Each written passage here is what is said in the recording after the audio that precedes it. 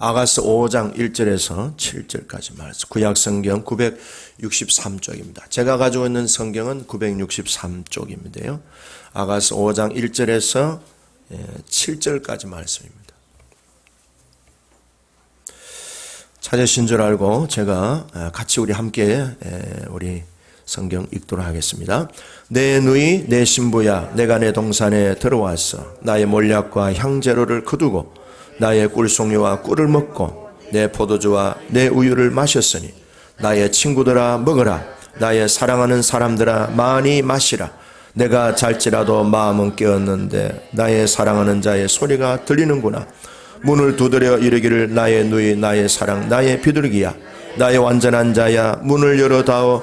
내 머리에는 이슬이, 내 머리털에는 밤이슬이 가득하였다 하는구나. 내가 옷을 벗었으니 어찌 다시 입겠으며 내가 발을 씻었으니 어찌 다시 더럽히랴마는 내 사랑하는 자가 문틈으로 손을 들이밀매 내 마음이 움직여서 일어나 내 사랑하는 자를 위하여 문을 열 때 몰락이 내 손에서, 몰락의 첩이 내 손가락에서 문빗장에 떨어지는구나. 내가 내 사랑하는 자를 위하여 문을 열었으나 그는 벌써 물러갔네. 그가 말할 때에 내 혼이 나갔구나. 내가 그를 찾아도 못 만났고 불러도 응답이 없었노라. 성안을 순찰하는 자들이 나를 만나며 나를 쳐서 상하게 하였고 성벽을 파수하는 자들이 나의 겉옷을 벗겨 가졌도다. 아멘. 5월달 필독서 죽음이 배꼽을 잡다는 책에 보면은 아주 딱 세 줄 나와요. 세 줄인데 인생 전체에 대한 삶을 잘 요약해 준 그런 아주 참 내용입니다. 이 참 글의 위력이라는 게 실감나는 그런 내용이었습니다. 세 줄입니다. 세 줄. 어떤 내용인가 하면은 할머니 어떻게 65년간이나 할아버지하고 해로 하실 수 있으셨어요? 할머니의 대답 점점점점. 우리는 뭔가 망가지면 고쳐 쓰던 시대에 태어났죠. 버리지는 않았어요. 그래서 별로 이해를 못 하시는 것 같은데. 현대는 이 디지털 시대가 돼서 이런 가전제품이나 이런 것들이 별로 이렇게 고쳐서 쓰지를 못해요. 그냥 고장나면은 그냥 쓰레기통으로 그냥 갑니다. 창고로 갑니다. 그래서 요새는 부부도 고쳐 쓰기보다는 마음에 안 들면은 갖다 버리는 그런 시대가 됐는가, 그런 생각이 듭니다. 주님은 우리들에게 이렇게 말씀하셨어요. 내가 결코 너희를 버리지 아니하리라. 시편 94편 14절에 보면은 여호와께서는 자기 백성을 버리지 아니하시며 자기 소유를 외면하지 아니하시리로다. 사람은 마음에 안 들면은, 물건은 고장나면 버리지만은 하나님은 우리를 결코 버리지 않으시고 끝까지 인내하시면서 우리를 다듬어서 고쳐서 우리를 진귀한 명품으로 만들어 쓰시는 분이 주님이십니다. 주 너를 지키리, 널 지켜 주시리. 혹시 남편이 좀 마음에 안 든다고 버리시려고 하는 마음이 있다면 고쳐 쓰시기를 바랍니다. 우리 주님이 그렇게 하셨어요. 아멘. 미리 아멘 하면 될 줄로 믿습니다. 너무 아내한테 겁을 먹고 있는 분들은 빨리빨리 아멘 하시면 좋습니다. 주님도 우리를 버리지 아니하시고 끝까지 잘 고쳐서 우리를 명품으로, 정말로 영광과 존귀한 그런 명품으로 우리를 잘 이렇게 다듬어 가시는 우리 주님이 얼마나 감사합니까? 사실 우리는 다 공사 중에 있고 우리는 다 수리 중에 있는 사람입니다. 그렇죠? 옆 사람하고 인사합시다. 나는 수리 중에 있습니다. 우리 다 수리하고 있습니다. 주님도 우리를 지금도 수리하고 계세요. 오늘도 주님이 만져주시는 그 고쳐주심이 잘 우리들에게 받아들이셔서 또 온전케 되기를 축복합니다. 자, 1절에 우리 같이 내용을 보면요. 내 누이 내 신부야, 내가 내 동산에 들어와서 그랬습니다. 나의 누이야, 나의 신부야 그랬습니다. 솔로몬이 술람미 여자에 대해서 신부에 대한 호칭이 발전되고 있습니다.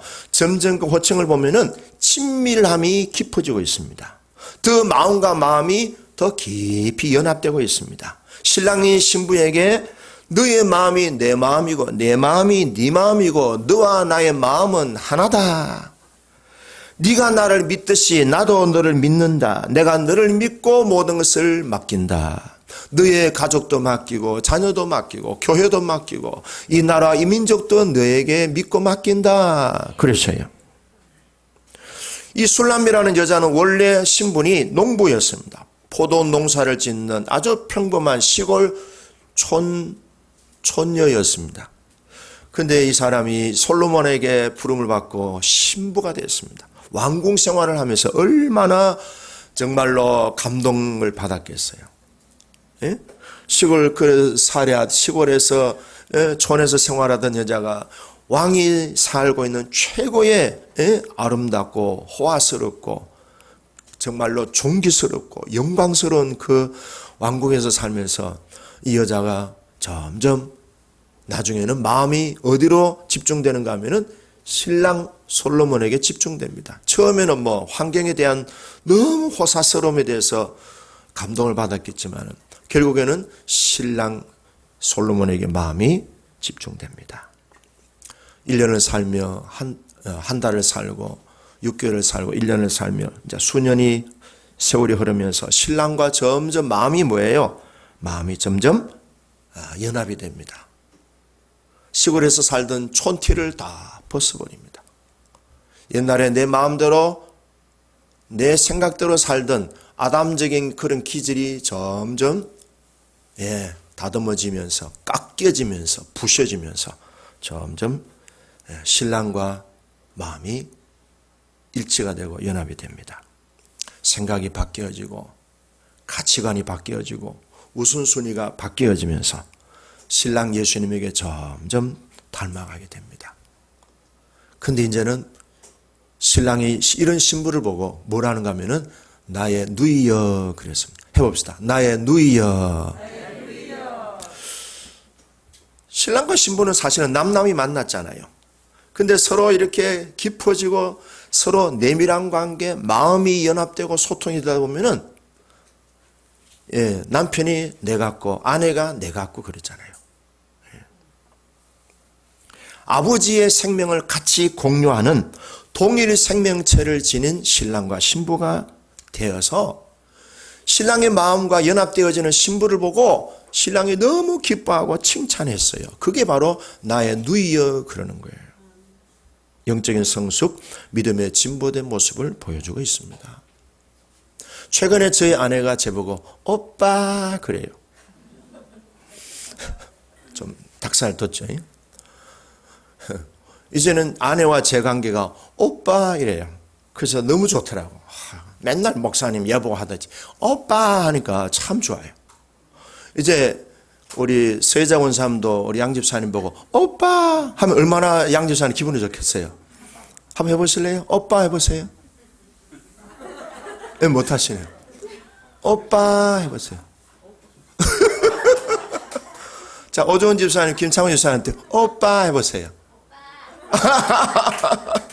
자, 상민 집사님 해보세요. 여보라는 호칭이 이제 오빠로 바뀌었어요. 오빠 하니까 굉장히 제가 기분이 좋아가지고 어제 어렵게는 이제 저녁에 밤에 이제 금요일날 기도에 마치고 밤에 이제 탁 앉으니까 집사님 뭔가 제 옆에 툭 던지더라고. 이제 빨래 말랑걸 이제 거두어가지고 던지더라고. 오빠니까 뭘 해야 됩니까? 개야죠.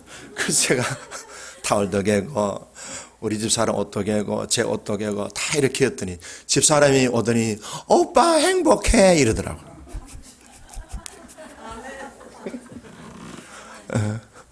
그러다.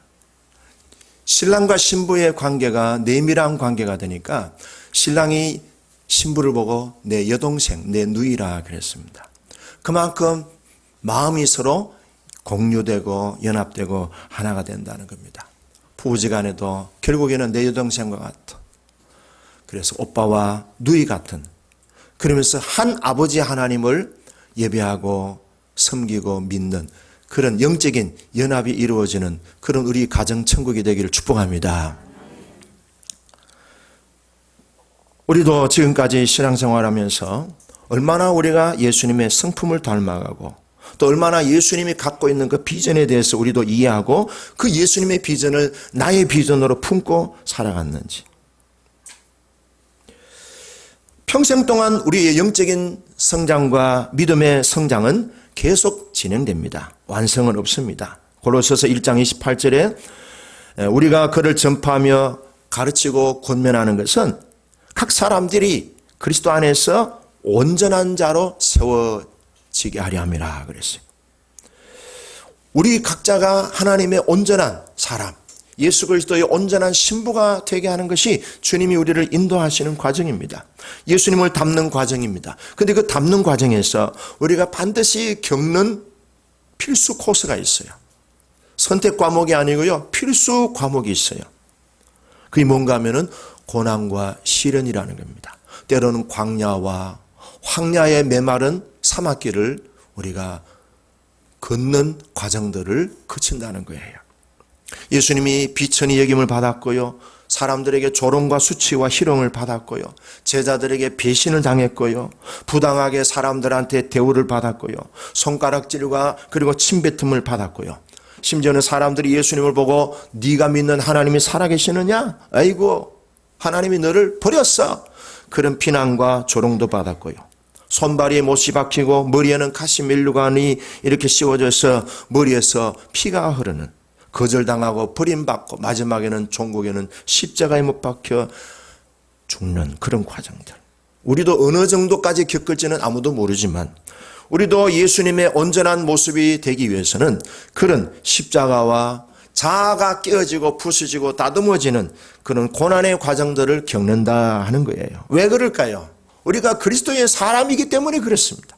하나님의 자녀이기 때문에 그래요. 그래서 베드로전서 2장 19절에 보면은 부당하게 고난을 받을지라도 하나님을 생각함으로 참아내면은 그것이 아름다운 것이라. 하나님을 생각하면서 십자가를 생각하면서 우리 주님이 당하신 고난을 생각하면서 견뎌내는 그 자체가 아름답다는 거예요. 우리도 예수님과 같은 시련과 고난을 겪을 때 나 위하여 고난 당하신 예수님의 마음을 깊이 공감하게 됩니다. 깊이 공감하게 됩니다. 여러분 경험을 하게 되면은 공감이 됩니다. 슬픔을 경험하면은 슬퍼하는 사람들의 마음이 이해가 됩니다. 외로움을 겪어본 사람들은 외로움을 겪는 사람의 그 아픔을 이해합니다. 우리가 고난 중에 주님을 더 깊이 이해하게 됩니다. 주님의 마음이 나에게 다가옵니다. 그래서 고난이 무섭지가 않습니다. 오히려 고난을 주님의 고난에 동참하는 마음으로 영광스럽게 생각되어지게 됩니다. 그것이 주님과 우리가 점점 깊어져 가고 있는 신앙의 모습입니다. 내 누이 내 신부야. 그러면서 오늘 1절에 보면은요, 내라고 하는 인칭이 계속 반복됩니다. 몇 번 나옵니까? 내 누이, 내 신부, 내가, 내 동산, 나의 몰약, 나의 꿀송이, 내 포도주, 내 우유, 내 친구들, 나의 사랑하는 사람들아. 10번 나옵니다. 자, 이 내용은 사실은 신부에게 갖고 있었던 거예요. 신부가 몰약을 갖고 있었고 향재료를 갖고 있었고 꿀송이가 있었고 꿀을 먹고 포도주와 우유가 있었어요.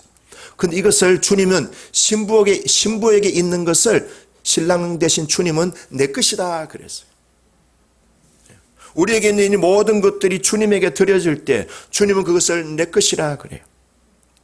우리에게 있는 신앙의 어떤 변화, 우리 주님을 닮아가고자 하는 어떤 그런 열망, 우리 주님의 고난에 동참하고자 주님을 뜨겁게 사랑하는 그런 마음들, 십자가를 짊어진 것들, 헌신하고 희생한 것들, 주님을 생각하면서 시간 바치고 물질 바치고 몸을 바치고 내 모든 정성을 바친 그 모든 것들이 주님 앞에 연락될 때 그것은 주님을 내 것이다 받으시는 거예요. 그런 주님이 나를 보고 니는 내 거다 그랬잖아요. 내가 지명하여 부른 나니 너는 내 것이다.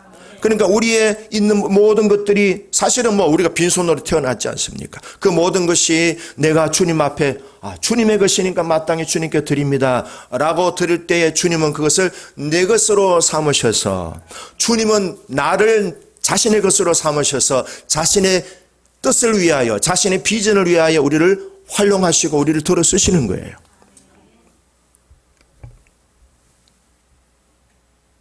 근데 주님이 가장 우리들에게 원하시는 게 뭘까요? 모든 것들의 중심이 되는 마음을 원하셔요.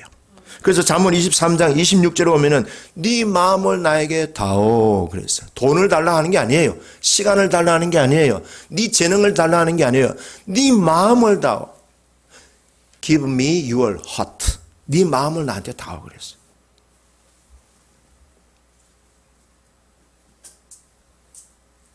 우리의 마음을 주님 앞에 온전히 드릴 수 있기를 바라요.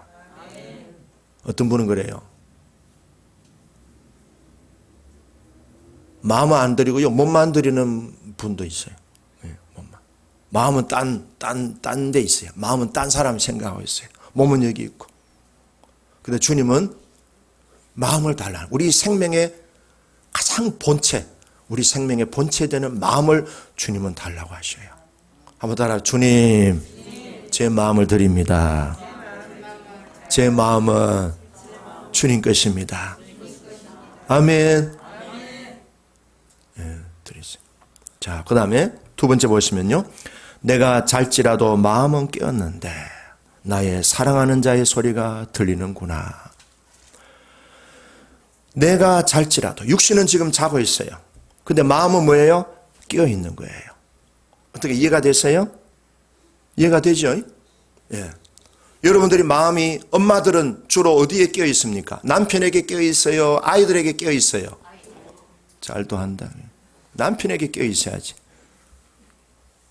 1차적으로는 남편한테 깨어 있어요. 예. 엄마들은 엄마니까 어쩔 수 없지. 아내가 아니니까. 엄마라는 말 속에는, 그죠? 자, 엄마가 자고 있어요. 그런데 아기가 엄마 나 지금 열이나 하면은 엄마가 자요 깨워요. 벌떡 일어나죠. 그래서 빨리 열재 보고 이마에 손대 보고, 안 되면 나중에 해열제 넣고, 안 되면 어떻게 해요? 애를 들쳐업고 어디로 가요? 응급실로 가죠. 그래, 거기 깨어 있는 거예요.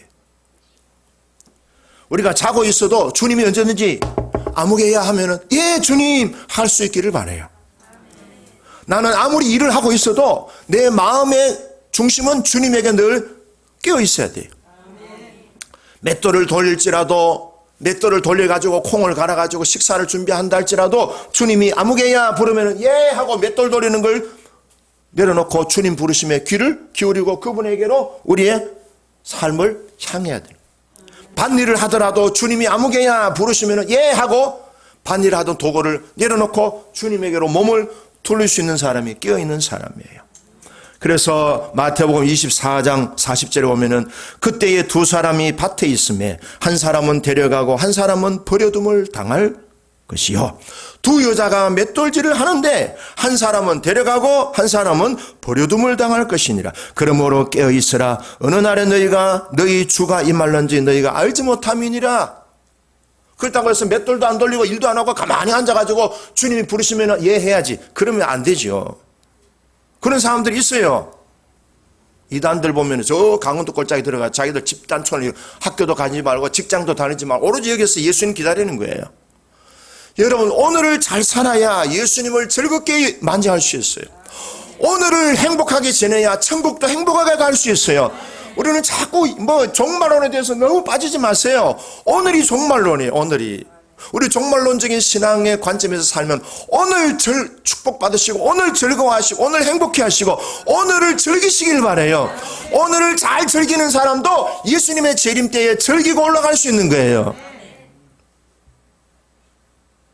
죄 많은 이 세상은 내 집안이네. 뭐라 그 다음. 죄 많은 이 세상은 내 집안, 내 모든 보아는 저 하늘에 이 저천국문을 열고 나를 부르네. 나는 이 세상에 정들 수 없도다. 오 주님 같은 친구 없도다. 저 천국 없으면 난 어떻게 하나. 저 천국 문을 열고 나를 부르네. 나는 이 세상에 정들 수 없도다. 할렐루야. 언제든지 맷돌 돌리다가도 밭 일하다가도 직장 다니다가도 주님이 아무개야 하면은 항상 주님에게로 차련하시고 주님을 집중하는 우리가 되기를 바랍니다. 자, 깨어있다는 말은 주님이 뭐라고 말씀하시는지 나를 부르실 때 항상 거기에 귀를 기울이는 사람을 말합니다. 이 신부는 신랑의 음성에 늘 귀가 열려 있어요. 자, 여러분, 귀가 닫힌 사람들의 특징이 있어요. 사랑하는 신랑의 소리에 귀를 기울일 수 있는 그런 신부의 영성이 되어야 하겠죠. 그런 사람들은요, 첫째, 하나님의 음성에 늘 귀가 열려 있습니다. 두 번째는요, 자기 내면의 소리에 귀가 열려 있습니다. 자기 내면의 소리. 세 번째는요, 자기 몸의 소리를 듣습니다. 자기 몸이 하는 소리를 듣습니다. 몸이 뭐라 한가 하면요, 좀 쉬었으면 좋겠는데, 그런데도 무시해. 그리고 열심히 일을 해. 왜? 지금 수금하러 가야 되니까. 지금 돈 준다고 오라니까 가야 돼. 근데 몸은 쉬어야 되는데 무시하고 계속 일을 하다가 어떤 일이 생길까요? 쓰러지면 어디 가요? 병원에 가요.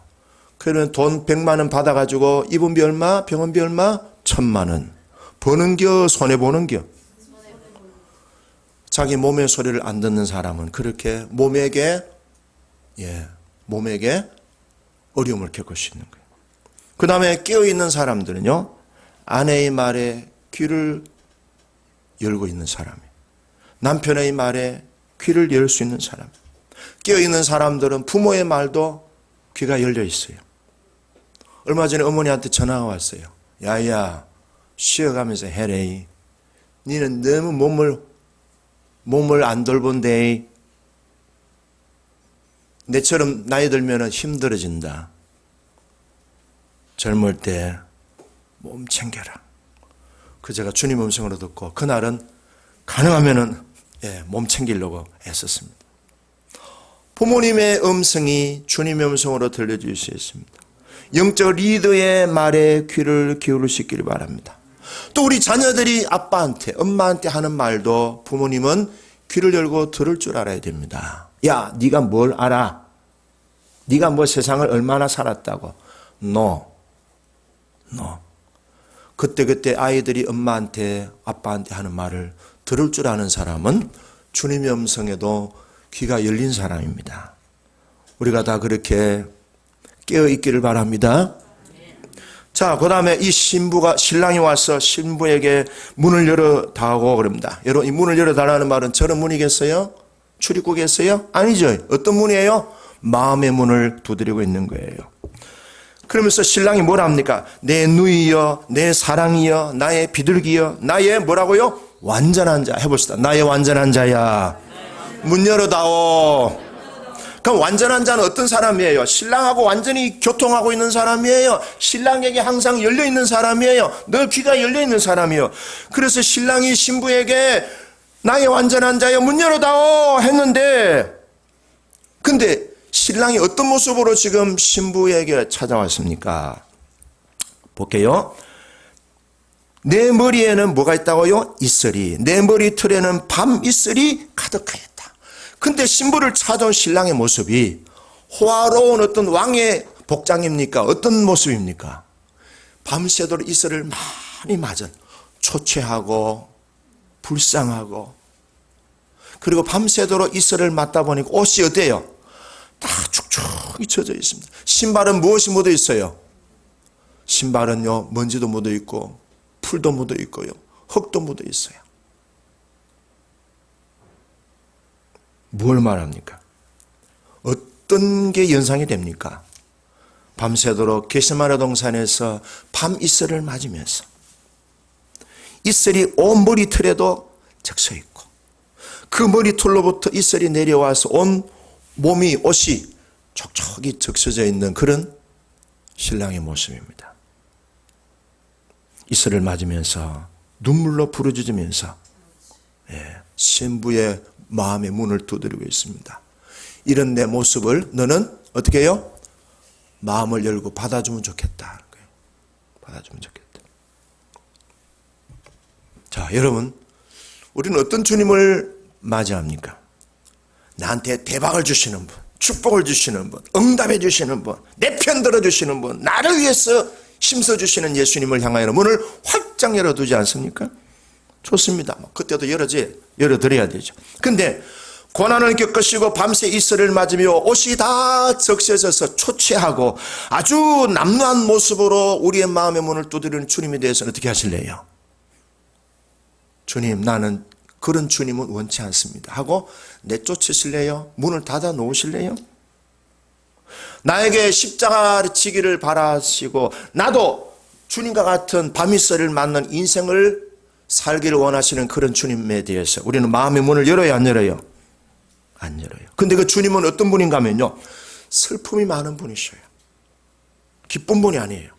우리 주님이 게세마네 동산에서 마지막으로 기도하신 그 밤이슬을 맞는 모습은 우울합니다. 외롭습니다. 슬픔이 있습니다. 깊은 아픔이 있는 분이셔요. 어떻습니까? 이런 주님은 맞이하시겠어요? 거부하시겠어요? 아멘. 해봅시다. 아멘. 주의 뜻이 이루어지이다. 아멘. 자, 근데 신부가 어떻게 하는가 봅시다. 3절 읽어봅시다. 3절 시작. 내가 옷을 벗었으니 어찌 다시 입겠으며 내가 발을 씻었으니 어찌 다시 더럽히랴마는. 자, 신부가 뭐래요? 문을 열어줬어요? 안 열어줬어요? 안 열어줬어요. 뭐 한다고?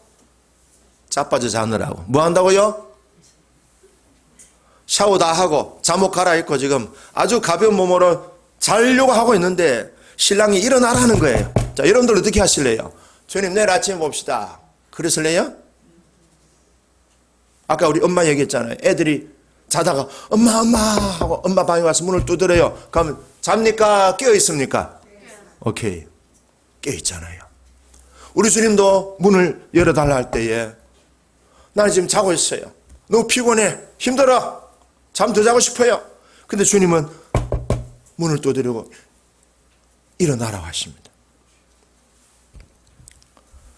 사람들이요, 자기 마음에 안 들면 모르는 척 합니다. 주님이 십자가의 고난, 수치와 거절을 받는 길을 가자고 하시는데 너는 나의 누이요, 나의 신부요, 나의 완전한 자라고 그렇게 불러주셨는데도 불구하고 이 여자는 너 하는 거예요. 너 거부하는 거예요. 여러분, 완전한 자라고 주님이 불러주시는데도 불구하고 이 여자는 지금 주님의 부르심에 문을 열었어요? 문을 닫고 있어요? 왜 닫고 있어요? 누구 중심이에요? 주님 중심이에요? 내 중심이에요? 오케이.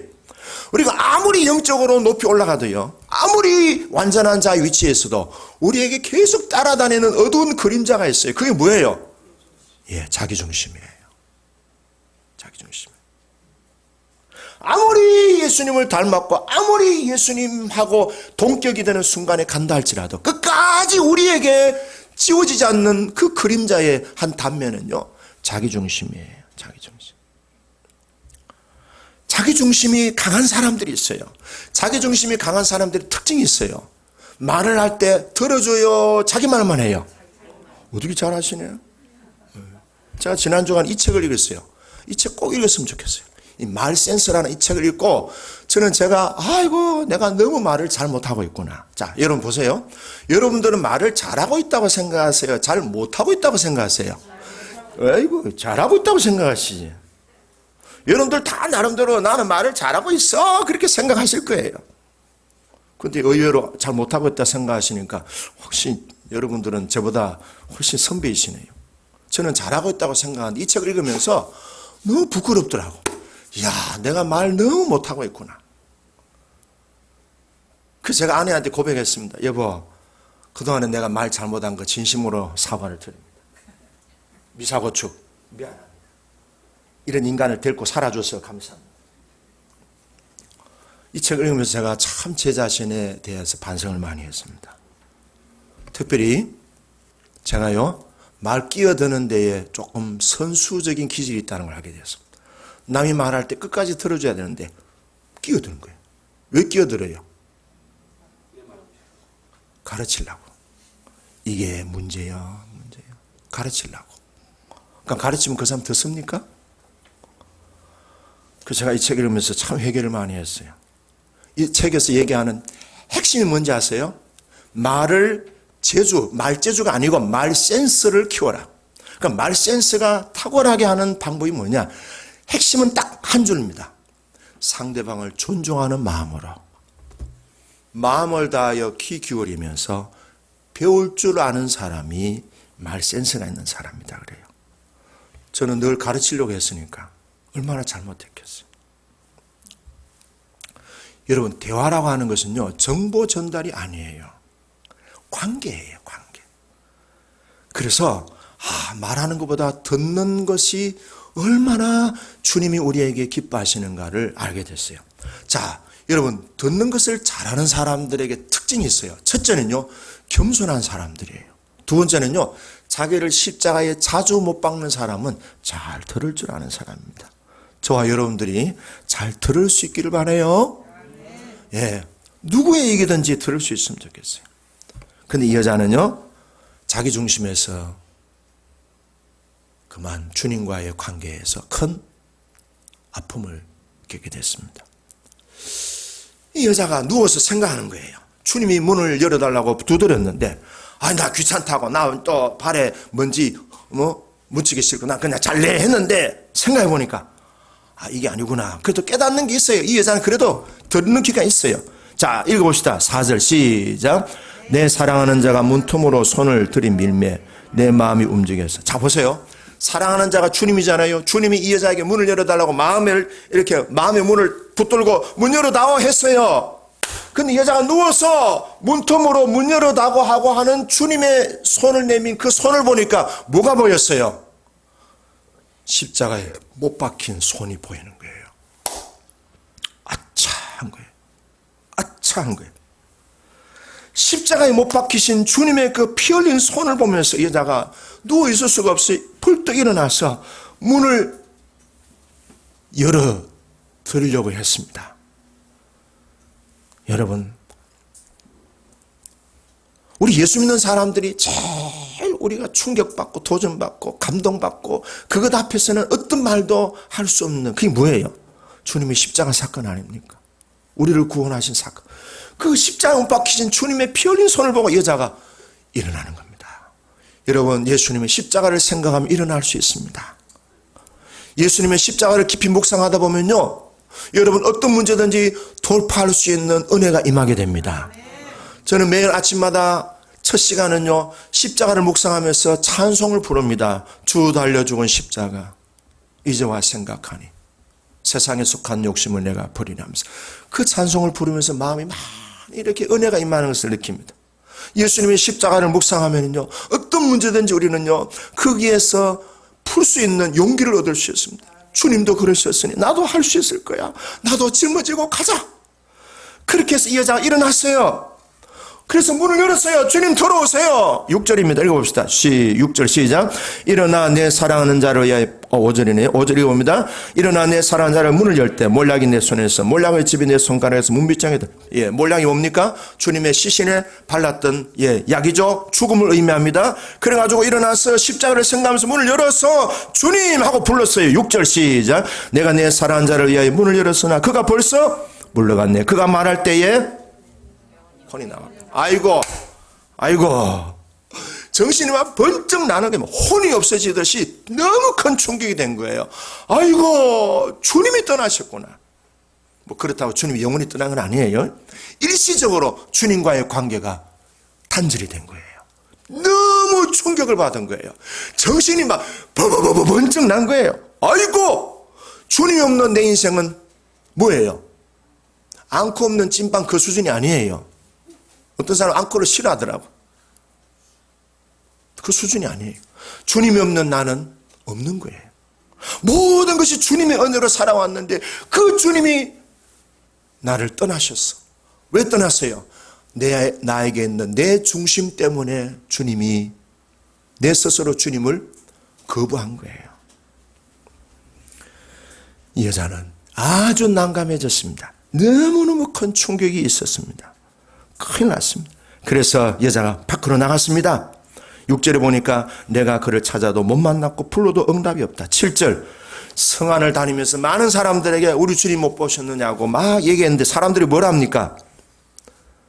나를 쳐서 상하게 하였고 성벽을 파수하는 자들이 나의 겉옷을 벗겨 가졌도다. 뭡니까? 네가 믿는 하나님이 어디 계시냐? 네가 그렇게 고난을 겪고 그렇게 주님을 찾는데도 불구하고 주님은 네한테 안 나타나니까 주님은 너를 버렸어. 주님은 너를 포기했어. 주님은 너와 상관없어. 주님은 너를 더 이상 사랑하지 않아. 이런 많은 주위에 있는 비난들이 들립니다. 그런데 그 비난과 조롱과 사람들의 어떤 그런 희롱을 겪을 때 우리는 어떻게 됩니까? 다시 집으로 들어가야 됩니까? 주님을 계속 찾아야 됩니까? 그렇죠. 주님을 찾아야 됩니다. 그렇다고 해서 주님이 멀리 간 게 아니에요. 자, 오늘 결론입니다. 이 여자가 그렇게 온전한 자라고 부름을 받았지만 결국에는 자기 중심 때문에 주님과의 관계가 일시적으로 단절이 됐습니다. 정신이 번쩍 나갑니다. 돈을 잃은 것보다도 엄청난 충격이에요. 건강을 잃은 것보다도 더 엄청난 충격이에요. 주님 없는 내 인생은 어떤 의미가 있겠느냐. 이 여자는요, 대단한 충격을 통해서 주님 없는 내 인생은 아무것도 아니구나 하는 것을 알고 그 다음부터는 어떻게 하겠어요? 5장 그 후반부에는 이 여자는 절대로 주님을 안 떠나려고 그렇게 애를 씁니다. 우리 안에 있는 자기중심적인 것, 내가 아무리 완전한 자라 할지라도 그 틈이 우리들에게 있습니다. 십자가 못 박히신 주님이 나에게 문을 열어달라고 할 때에 내 생각하지 마시고 주님은 뜻이 계셔요. 주님은 계획이 있으셔요. 무언가 분명한 주님의 큰 뜻이 계셔서 우리에게 문을 열어달라고 하는 겁니다. 기꺼이 언제든지 열어드릴 수 있는 깨어있는 신부가 되기를 축복합니다. 기도하겠습니다.